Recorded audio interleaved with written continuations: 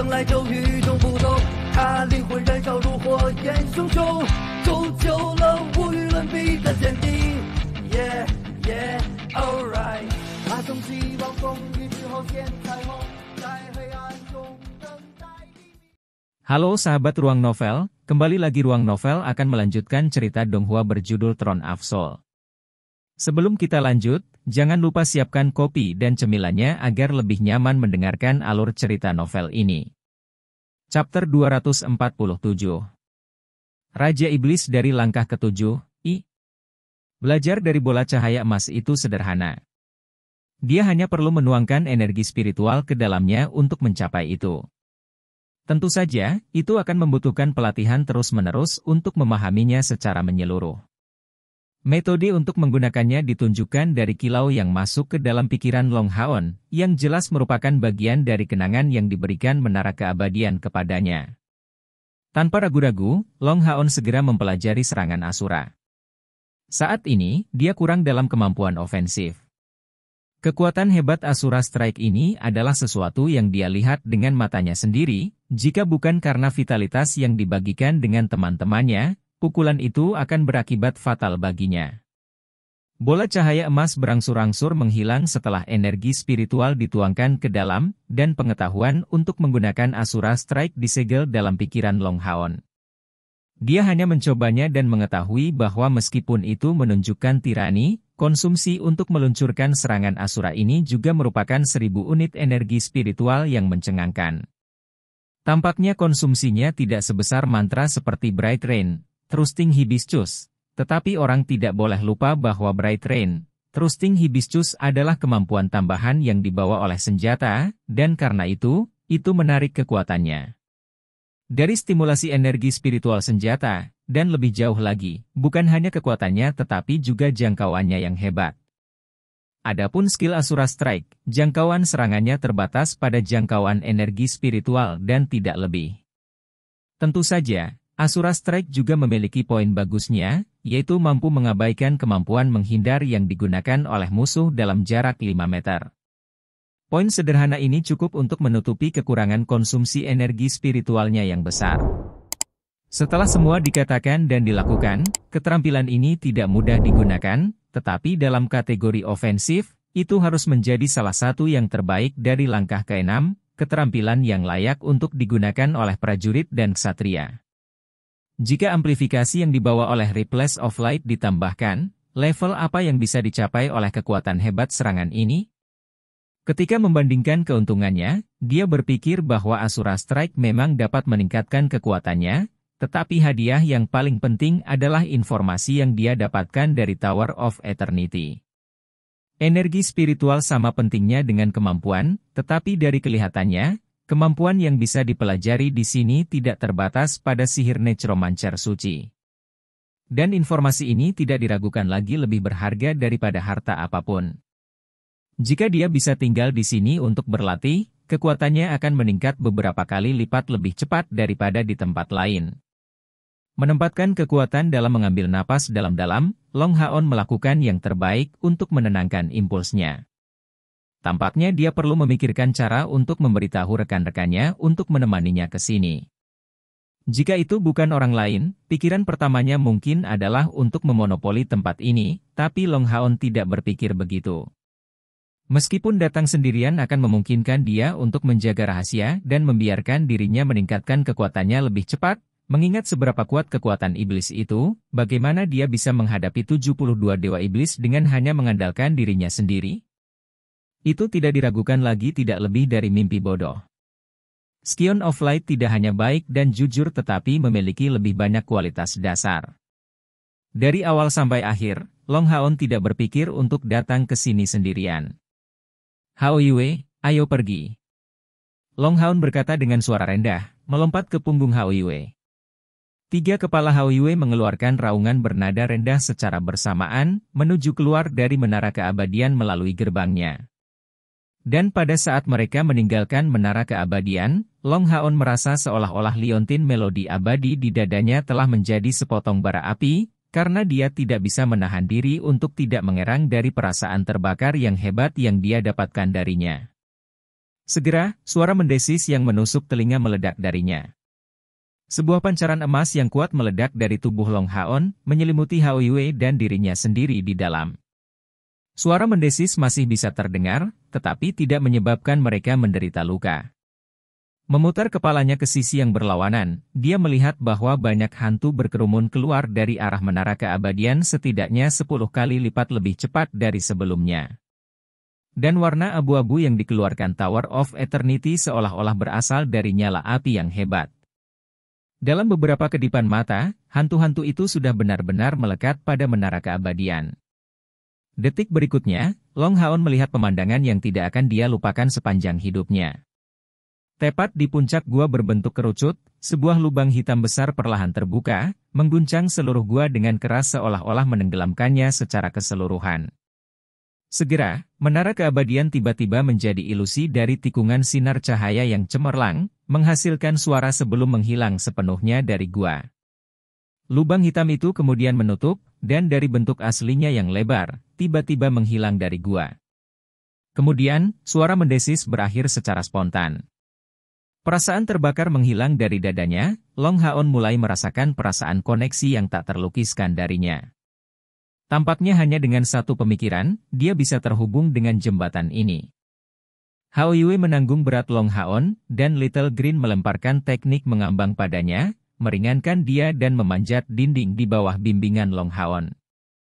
Meskipun waktu turunnya berbahaya, ini karena Haon turun ke tempat yang tidak diketahui. Tapi dengan anggota tubuh Hao Yue yang sangat tangguh, dia berhasil memanjat tembok dengan mudah. Tiba-tiba, Long Haon dipenuhi dengan keheranan saat dia mengangkat tangannya untuk merasakan permata rekaman di pinggangnya. Ekspresinya tiba-tiba tampak tidak enak dilihat, karena alasan sederhana bahwa dengan keterkejutan yang dia dapatkan dari penemuan menara keabadian, dia benar-benar lupa untuk menutupnya. Jika semua yang ada di dalam menara keabadian direkam, apa yang akan dia katakan kepada anggota pasukan perburuan iblis kelas 4 prajurit? Dan bagaimana dia akan melaporkan kembali untuk misi ini? Bukannya dia takut rahasia menara keabadian diungkapkan kepada aliansi kuil, tetapi poin pentingnya adalah bahwa liontin melodi abadi, kunci menara ini, telah menjadi bagian lengkap dari tubuhnya. Ini tidak diragukan lagi akan menempatkannya dalam masalah besar. Berdoa untuk sebuah kebetulan, Long Haon menuangkan energi spiritual ke dalam recording game, memeriksa isi yang direkam di dalamnya. Sebuah pancaran melesat dari recording game, berubah menjadi gambar yang diameternya 1 meter muncul di depan Long Haon. Catatan mulai dari pintu masuknya ke dalam gua mulai terungkap, dan mengendalikan energi spiritualnya, Long Haon mengendalikan kecepatan visualisasi catatan.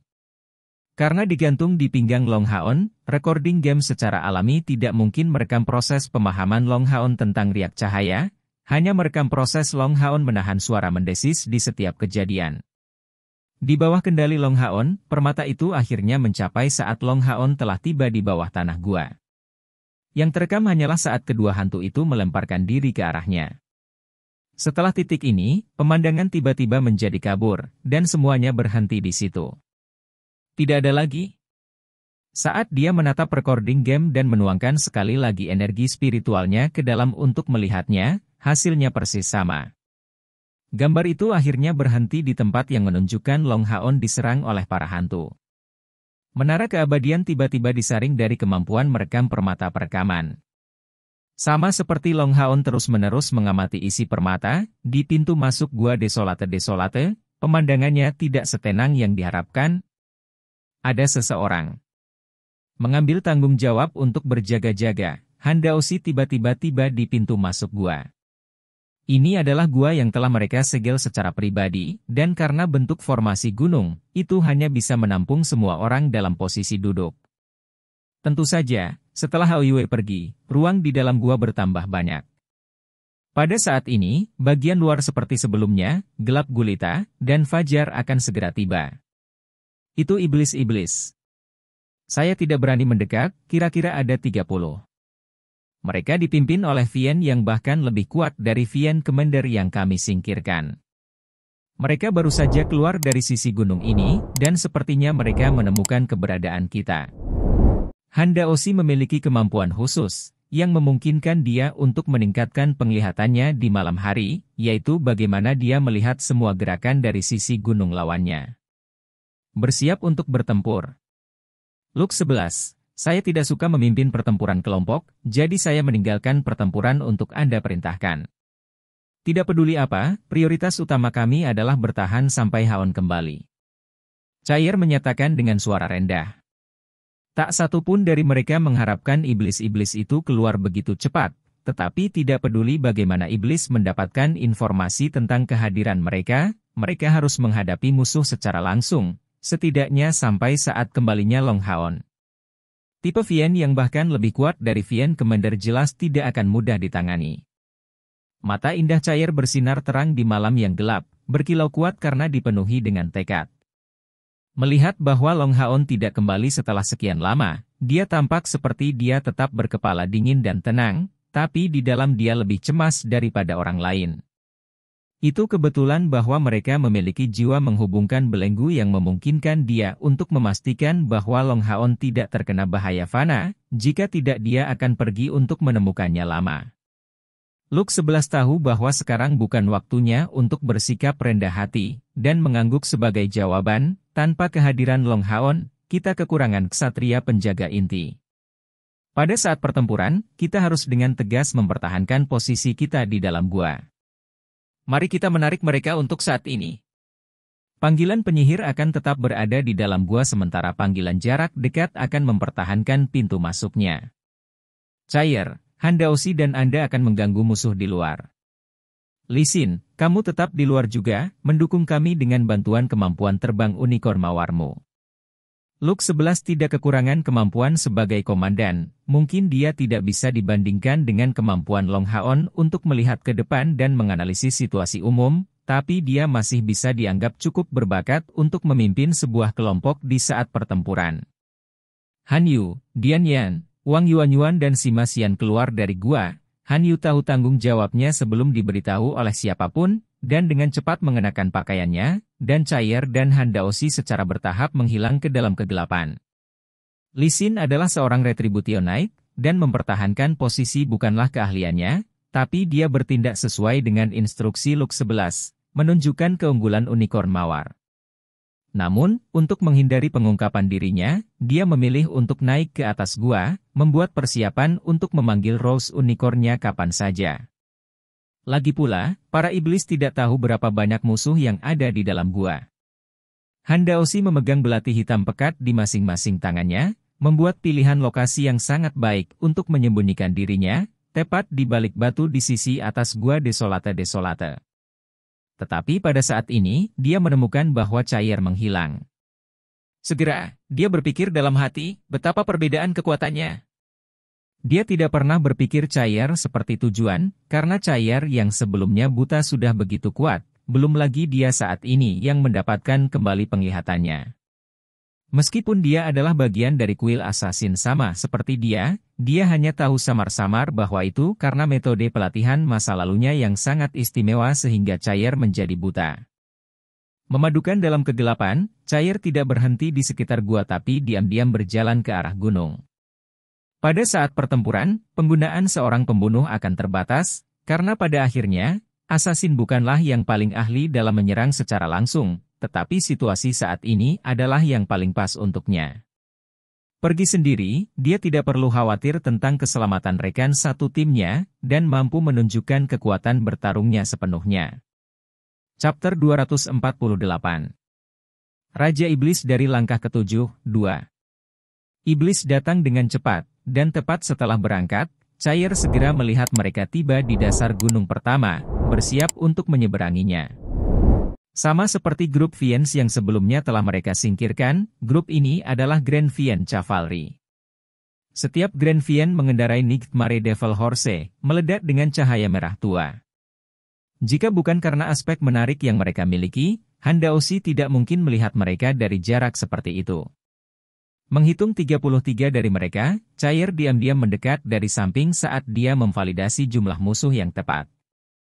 Itu seperti yang dikatakan Handaoshi, salah satu iblis besar sangat kuat. Dia bahkan lebih kuat dari komandan Vien terakhir, dan yang lebih penting, memiliki sayap kelelawar di punggungnya. Kuda iblis mimpi buruk yang dia kendarai mengeluarkan jejak api saat menginjak tanah, kadang-kadang memancarkan kilatan merah, seperti merah arang karena panas. Ini setidaknya binatang ajaib dari langkah ke-6, dan karena itu adalah tunggangan Komandan Vien ini, Komandan mungkin akan berada di langkah ke-7. Chair dan Longhaon pernah membunuh beta haus darah pada tahap awal langkah ke-7, tapi kali ini, mereka tidak seberuntung itu. Selanjutnya, mereka perlu menggunakan kombinasi kekuatan ledakan Longhaon Light Rain, Trusting Hibiscus dan Spiritual Stove of Samsara. Dalam hal kekuatan nyata, meskipun Longhaon dan dirinya sendiri benar-benar diberkahi dengan baik, mereka hanya akan mampu menandingi iblis di tahap tengah langkah ke-6 dengan mereka berdua. Vien dari langkah ke-7 ini bukan lagi hanya Vien Leader, tapi Vien Lord. Dengan satu kata perbedaan muncul perbedaan kekuatan yang menggetarkan surga. Vien Lord ini memegang pedang merah tua raksasa di tangannya.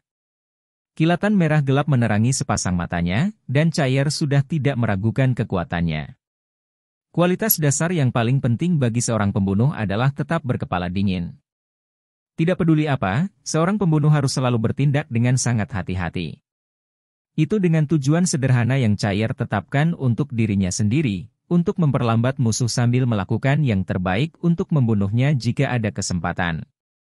Bersembunyi diam-diam, Chair seperti entitas tunggal yang bergabung dengan gunung, tidak memancarkan tanda-tanda kehadiran manusia, sampai-sampai bahkan seorang pembunuh dengan budidaya yang jauh lebih besar daripada dirinya sendiri tidak akan dapat mencapai hasil itu. Vien Lord memimpin kelompoknya dari depan, jadi Chair tidak memiliki niat untuk bertindak membabi buta tanpa berpikir, dengan tenang menunggu kavaleri Vien lewat di depannya, dan sampai pasukan terakhir kavaleri Vien ini akan mendekat. Dia, yang merupakan waktu yang sangat dia tunggu-tunggu. Persepsi kuda iblis mimpi buruk tidak setengah-setengah, tetapi pada saat ini, mereka tidak tahu sedikit pun bahwa mereka dapat memiliki Chair di belakang mereka. Apa yang disebut teknik menyelinap tidak didasarkan pada gaib, tetapi pada mengeksploitasi setiap elemen lingkungan yang mungkin dapat digunakan seseorang untuk menyembunyikan keberadaannya sendiri. Pada saat ini, Chair disembunyikan di bawah bayang-bayang anggota pasukan terakhir dari Vien Cavalry. Meskipun lingkungan gelap, langit masih diterangi oleh bulan dan bintang-bintang, jadi Chair tidak membuatnya bergerak dengan tidak sabar, tetapi lebih memilih untuk dengan tenang mengikuti kavaleri Vien ini yang siap mendaki gunung. Vien Lord, yang merupakan yang pertama dari barisan prajurit berkuda itu, tiba di puncak yang tinggi di atas Gua Desolate, berturut-turut diikuti oleh Vien Cavalry lainnya. Mereka tampak benar-benar sama seperti kavaleri manusia, dari pengaturan mereka yang teratur hingga gerakan mereka yang tanpa suara. Tepat ketika Grand Vien terakhir yang menunggangi Nightmare Devil Horse mulai mendaki gunung, Chair membuatnya bergerak, tersembunyi di balik bayang-bayang. Tiba-tiba mempercepat tanpa peringatan apapun, dia tidak ditemukan oleh salah satu lawan, bahkan kuda iblis mimpi buruk yang dia lewati. Pada saat ini, dia seperti hantu, yang energi spiritualnya meledak dalam sepersekian detik, berkedip seperti belati emas. Dengan tingkat budidaya Chair saat ini, bagaimana mungkin dia tidak berhasil meluncurkan serangan diam-diam terhadap Grand Vien? Belatinya menembus bagian belakang kepala Grand Vien itu, sebelum belati kedua memotong lehernya pada saat berikutnya, bersama dengan saraf penting di otaknya. Pembunuhan Chair benar-benar dicapai dengan sempurna, sampai-sampai Grand Vien ini bahkan tidak mengeluarkan satu teriakan pun, hanya suara pengap sebelum jatuh. Chair tidak berhenti di situ, tetapi di bawah, saat Grand Vien itu jatuh dan kuda iblis mimpi buruknya mulai bereaksi di bawah, dia memukul tubuhnya, mengirimnya terbang ke depan seperti peluru artileri. Pada saat ini, belati emas di tangan kanannya menembus punggung kuda iblis mimpi buruk. Tusukan ini benar-benar akurat, membidik tepat di celah antara tulang belakang kuda iblis mimpi buruk. Menanamkan energi spiritual tiraninya ke dalamnya, dia menyebabkan kuda iblis mimpi buruk melolong sedih sebelum jatuh ke tanah, benar-benar lumpuh.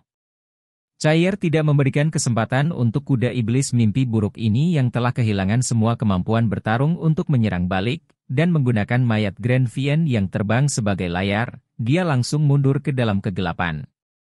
Mundur setelah satu pukulan, tidak bersikeras melanjutkan pertempuran dengan bersemangat, inilah yang harus dilakukan oleh seorang pembunuh bayaran yang luar biasa dalam situasi ini. Setelah tiba-tiba diserang sedemikian rupa, Grand Fiend Cavalry langsung terjebak dalam keadaan terganggu.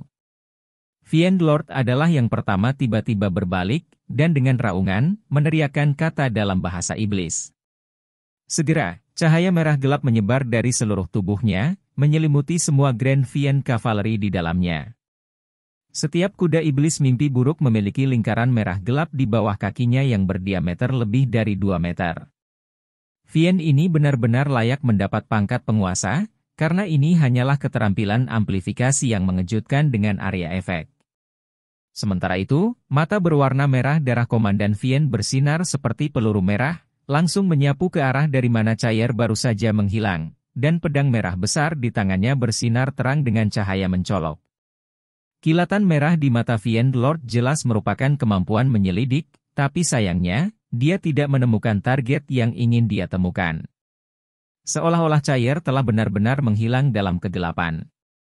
Tatapan keji melintas di mata Fiend Lord, dan dengan teriakan darinya, Fiend Cavalry melanjutkan jalannya. Satu-satunya perbedaan adalah kali ini, Fiend Lord tidak tinggal di puncak formasi, tetapi tetap berada di tengah itu. Dengan Grand Fiend yang mengelilingi dan melindunginya, kecepatan mereka jelas sangat melambat. Dia sesekali menyapukan sepasang matanya yang mengerikan ke sekeliling, mencari kemungkinan jalan yang bisa dia temukan.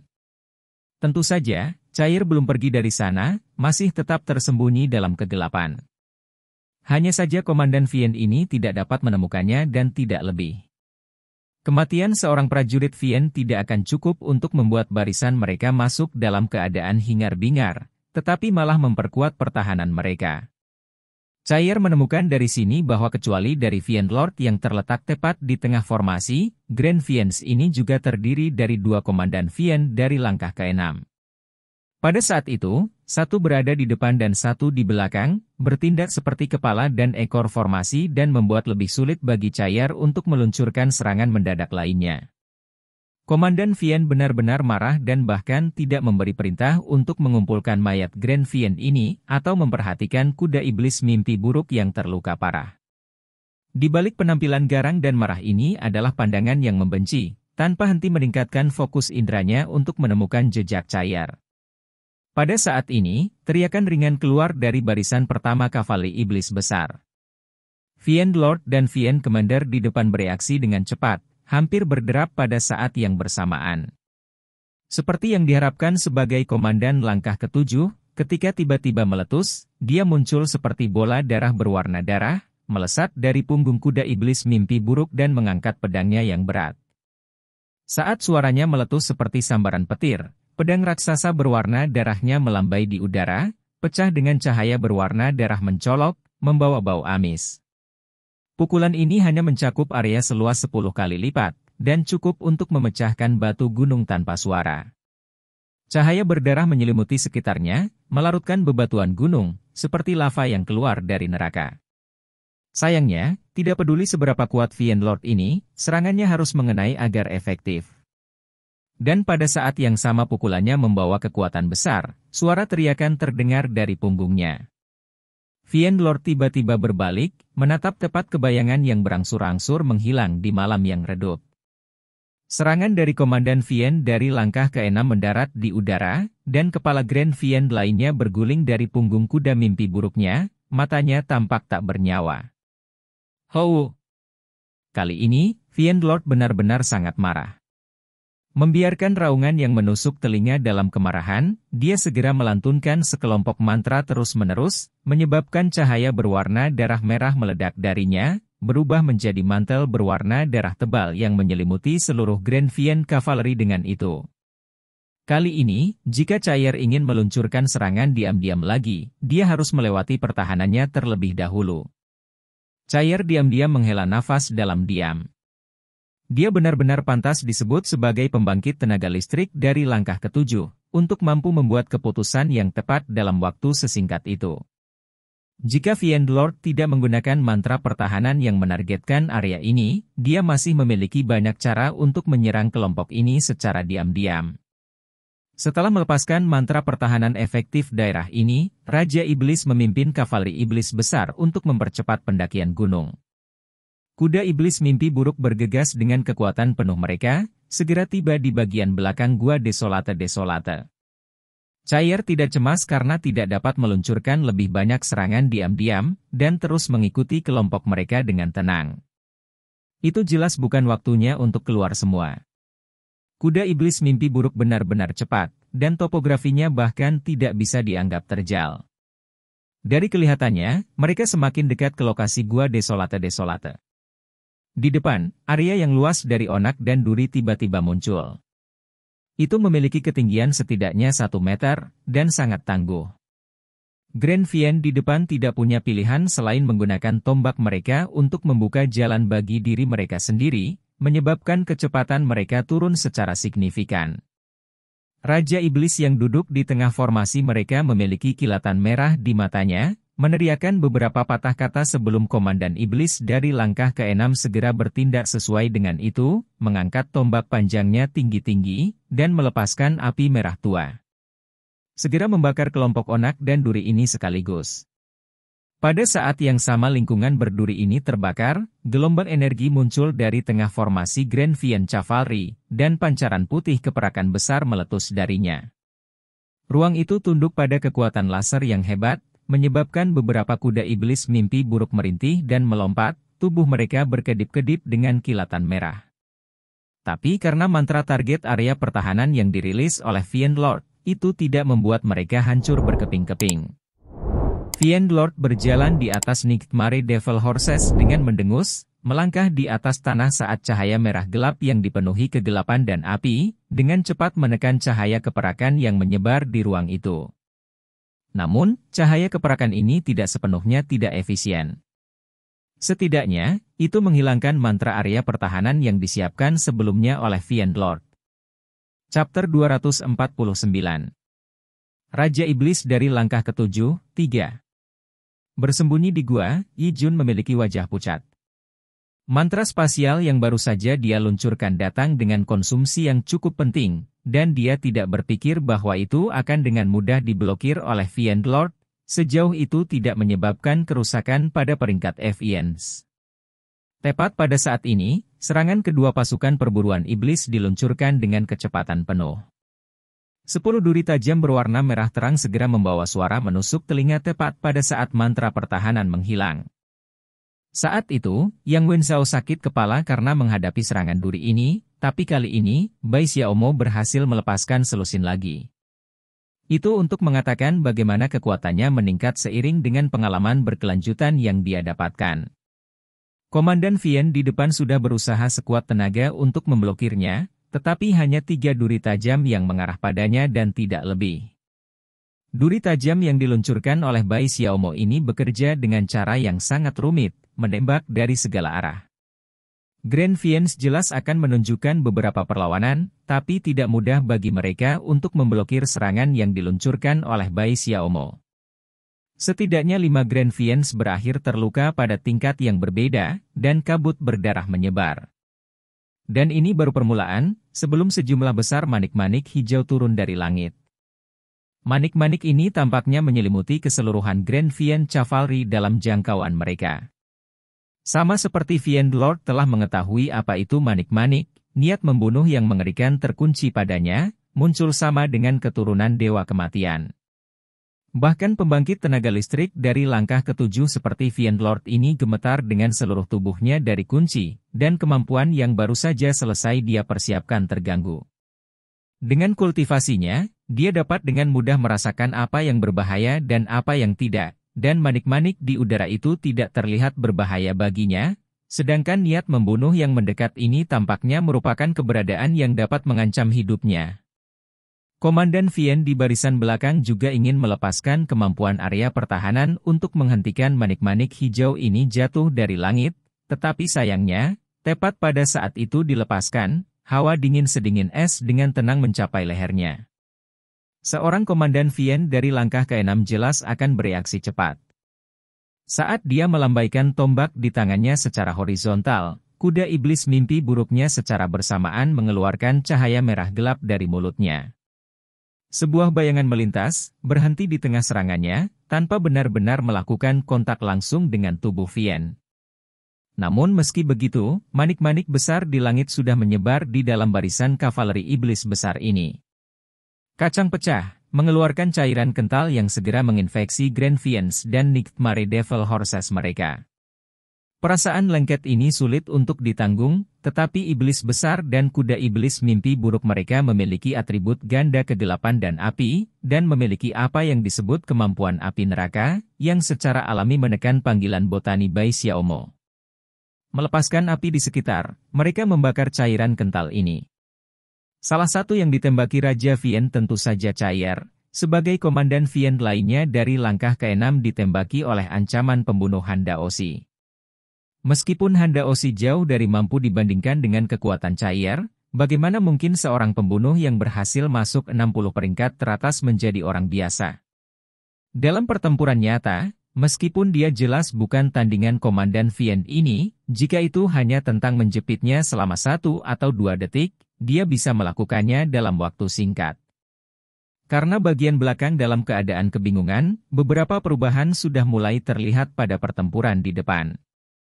Komandan Vian dari langkah ke-6 yang terkena 3 duri segera mengunci pandangannya di lokasi 2 pasukan perburuan iblis. Tetapi tanpa memberinya waktu untuk menuju ke arah mereka, sosok merah gelap tiba-tiba muncul di depan mereka, menghalangi jalannya untuk kembali.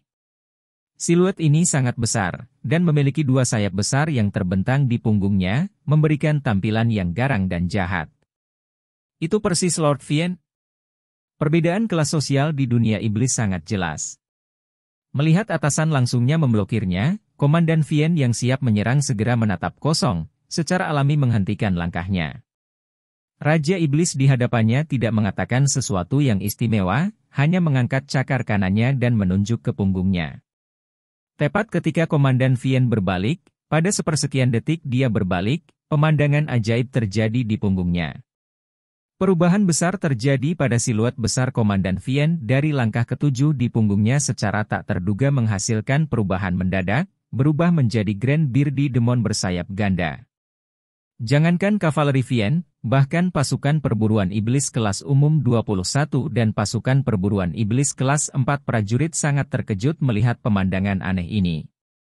Tombak emas yang dipenuhi petir dengan kuat mengenai punggung Komandan Vian, meledak dengan lampu listrik yang mencolok, menyebabkan Komandan Vian ini mengeluarkan jeritan yang menyedihkan. Jika ini tentang pertempuran langsung, akan sulit untuk memprediksi siapa yang akan menang antara Grand Beardy Demon atau Vian Commander. Grand Beardy Demon memang memegang keunggulan udara, sedangkan Komandan Vian mendapat dukungan dari tunggangannya. Namun, itu adalah cerita lain jika terjadi serangan diam-diam. Pemimpin Vian jelas tidak memiliki kewaspadaan sedikit pun terhadap kata-kata Raja Vian, tapi bagaimana dia bisa menebak bahwa dia akan jatuh ke dalam jebakan yang fatal. Tetap saja, kuda iblis mimpi buruknya adalah binatang ajaib dari langkah ke-5. Melihat pengendaranya diserang, ia segera mencoba membelanya, mencoba untuk membanting ke Grand Beardy Demon. Reaksi Grand Beardy Demon sangat cepat. Menepukkan sayap di punggungnya sambil memasukkan kekuatan ke dalam tombak petir di tangannya, dia segera terbang ke udara saat energi spiritual petir yang kuat menyebar kemana-mana. Terluka parah, tubuh Komandan Vian mengeluarkan bau hangus dan kuda iblis mimpi buruk yang dia kendarai mengeluarkan jeritan menyedihkan, kejang-kejang karena impuls petir. The Grand Beardy Demon tanpa ampun, menempatkan kekuatan dalam mengayunkan tombaknya, mengekstraknya dari belakang Komandan Vian yang sudah terluka parah saat mengambil keuntungan dari keadaan lumpuh kuda iblis mimpi buruk. Tombak itu ditusukkan dengan ganas ke tubuhnya, mengandalkan kekuatan serangan yang tangguh dari penggunanya untuk mengakhiri kehidupan kuda iblis mimpi buruk ini. Tongkat tebal terangkat tinggi di langit, mengenai Komandan Vian di kepalanya, seperti tongkat kayu yang bertemu dengan semangka. Saat itu, cairan berwarna menyebar di udara darinya, sepertinya Komandan Vian dari langkah ke-6 ini sudah mati. The Grand Beardy Demon tidak tinggal diam, dan segera mengepakkan sayapnya setelah menyingkirkan Komandan Vian pertama, terbang di atas Vien Cavalry seperti harimau yang memilih kawanan domba. Awalnya, kavaleri Vien ini memiliki satu komandan Vien yang menjaga bagian belakang dan satu lagi menjaga bagian depan, selain Vien Lord yang duduk di tengah formasi. Formasi di depan, yang benar-benar kokoh sebelumnya, sepertinya baru saja hancur karena intinya dihancurkan. Kavaleri Grand Vien tidak kekurangan kekuatan, tetapi diliputi oleh kepanikan. Sebagian besar pasukan mereka baru saja selesai menangani cairan yang dilepaskan dari banyak manik-manik. Namun, tanaman kuning Bai Xiaomo dengan penampilan yang dekat dengan karang tidak hanya mampu menyemprotkan satu rangkaian duri. Pada saat yang sama Grand Beardy Demon mengepakkan sayapnya, selusin petir lainnya dilepaskan pada saat yang sama dengan kumpulan manik-manik lainnya dilepaskan. Sebuah perisai besar terlempar ke samping, membawa suara desis sedih yang menyelimuti segalanya. 3 atau 4 dari Grand Vien segera tersapu oleh kekuatannya. Di sisi lain, Sima Xian mengangkat tongkatnya tinggi-tinggi, kali ini melepaskan kemampuan Madness. Tongkat di tangannya dilambaikan dengan kecepatan tinggi, meluncurkan serangan tak terduga dari arai peluru suci, segera diikuti oleh Wang Yuanyuan yang perisai jiwa surgawi raksasanya dilambaikan dengan keras ke barisan musuh, menyebarkan malapetaka di pihak mereka, terutama ditujukan pada para iblis besar yang kehilangan kuda iblis mimpi buruk mereka. Pada saat Wang Yuanyuan dan Sima Xian keluar, Dian Yan dan Han Yu tinggal di dalam gua. Orang-orang di dalam memiliki semua panggilan penyihir, dan karenanya membutuhkan perlindungan mereka. Setelah melepaskan mantra besar pertamanya, Yi Jun terus meledakkan mantra spasial satu demi satu, memberikan para prajurit di depan cadangan yang kuat. Situasi saat ini tampak seperti sepotong kue, tetapi pada saat ini, Vien Lord yang tangguh dari langkah ketujuh bergerak. Jika bukan karena cair menjepitnya, bagaimana mungkin kavaleri iblis yang memiliki Raja Iblis sebagai jenderalnya begitu mudah untuk dihadapi? Namun, Komandan Vien di depan baru saja terbunuh dan prajurit bawahan ditebas seperti daging segar, satu demi satu. Vien Lord segera kehilangan ketenangannya dari situasi seperti itu. Lagi pula dia bukan manusia, dan tidak akan terlalu memikirkan taktik. Saat dia menyapu pedangnya yang berwarna darah, kuda iblis mimpi buruknya tiba-tiba melompat secara horizontal, hampir seketika muncul di hadapan Grand Beardy Demon yang membantai salah satu komandan Vien. The Grand Beardy Demon baru saja membuang salah satu Grand Viens dan Nightmare Devil Horse-nya, tetapi lengah oleh serangan itu, dia menyapu tombak petir di tangannya sambil berbalik dengan gerakan menyamping. Vien Lord sangat membenci Grand Beardy Demon ini. Dengan tebasan dari pedang berwarna darahnya, kilau merah gelap sepanjang 5 meter muncul, dengan keras menebas tombak Grand Beardy Demon ini. Perbedaan langkah antara keduanya tidak diragukan lagi terlihat pada saat itu. Dengan teriakan dari Grand Beardy Demon, tombak petir di tangannya langsung patah, dan dampak besar dari serangan itu menyebabkan tubuhnya terlempar ke udara. Sebuah perisai merah tua besar yang terbuat dari energi didirikan di belakang Vien Lord ini, melindungi punggungnya dari cahaya putih yang tak terhitung jumlahnya yang meledak ke arahnya. Berbalik, dia meluncurkan potongan berwarna darah, membawa cahaya merah tua yang mengesankan. Pancaran warna merah gelap menghantam dari segala arah, mengarah ke cair yang melepaskan kompor spiritual 1000 serangannya. Serangan itu memaksanya untuk menghadapinya secara langsung. Dengan sekejap, tubuh cair hancur berkeping-keping, tapi ini hanyalah bayangan, karena tubuh fisik cair sudah beberapa meter jauhnya. Meski begitu, kekuatan tirani Raja Iblis masih membuat tubuhnya mendapat tekanan yang kuat. Dengan sekejap, itu menghilang secara bertahap dalam kegelapan. Cair tidak akan dengan mudah meluncurkan kompor spiritual samsara, karena itu tidak hanya akan menyebabkan beberapa kerusakan diri, tetapi juga akan menggunakan integral dari energi spiritualnya. Itu adalah sesuatu yang dia simpan untuk pukulan terakhir. Setelah memaksa cair kembali dengan pukulannya, Vien Lord tidak mengejar dan menyerang. Saat dia melihat ke langit dengan raungan besar, selusin Grand Vien yang tersisa serta Komandan Vien terakhir dengan cepat berkumpul di sisinya. Kembalilah, kalian semua. Suara Luke 11 terdengar, dan Grand Beardy Demon itu berbalik di udara dengan kecepatan tinggi. Bekas luka yang dalam dapat terlihat dengan jelas di dadanya, yang mengatakan bahwa jika reaksinya sedikit lebih lambat, pukulan sebelumnya sudah cukup untuk memotongnya menjadi 2 bagian. Ini adalah kekuatan dari langkah ketujuh. Lebih jauh lagi, Vian Lord ini terlihat belum mencapai langkah ketujuh. Setidaknya, dia berada di peringkat keempat atau kelima dari langkah ketujuh. Wang Yuanyuan dan Sima Xian tidak terus berjuang, dengan cepat mundur ke arah gua. Cair dan Handa Osi juga kembali setelah membuat jalan memutar. Sekian alur cerita Donghua berjudul Teroen Absol untuk hari ini. Sampai jumpa besok. Untuk membuat Bejo semakin semangat, jangan lupa subscribe, like, dan bagikan video ini. Bye.